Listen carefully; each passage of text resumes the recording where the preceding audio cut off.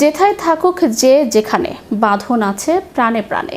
এই প্রত্যয় পবিত্র ঈদুল আজহা উপলক্ষে পটুয়াখালীর গলাচিপায় মধ্য পানপট্টি ইসলামিয়া দাখিল মাদ্রাসা অ্যালামনাই অ্যাসোসিয়েশনের উদ্যোগে ঈদ পরবর্তী পুনর্মিলনী অনুষ্ঠানের আয়োজন করা হয়। শনিবার দিনব্যাপী অনুষ্ঠিত এ পুনর্মিলনীতে মধ্য পানপট্টি ইসলামিয়া দাখিল মাদ্রাসার প্রবীণ ও নবীন শিক্ষার্থীরা বিদ্যালয় প্রাঙ্গণে মিলিত হন।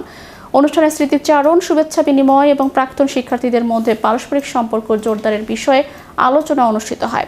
অনুষ্ঠানে সভাপতিত্ব করেন উপদেষ্টা পরিষদের সদস্য মোহাম্মদ আশরাফুল আলম। প্রধান অতিথি হিসেবে উপস্থিত ছিলেন ৪ নম্বর পানপট্রি ইউনিয়ন পরিষদের চেয়ারম্যান মোহাম্মদ মাসুদ রানা। বিশেষ অতিথি হিসেবে উপস্থিত ছিলেন পানি উন্নয়ন বোর্ডের উপপরিচালক মোহাম্মদ আশরাফুল আলম। এছাড়া অনুষ্ঠানে বক্তব্য দেন কার্যনির্বাহী পরিষদের আহ্বায়ক মাওলানা আলতাফ হোসাইন এবং সদস্য সচিব মাওলানা গিয়াসউদ্দিন। অনুষ্ঠানের প্রতিষ্ঠানের বর্তমান ও সাবেক শিক্ষকবৃন্দ সহ অ্যালামনাই অ্যাসোসিয়েশনের সদস্যরা উপস্থিত ছিলেন।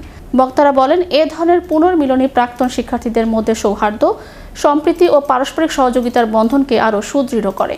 অনুষ্ঠানের শেষে সকলের জন্য দোয়া ও শুভকামনা জানানো হয়।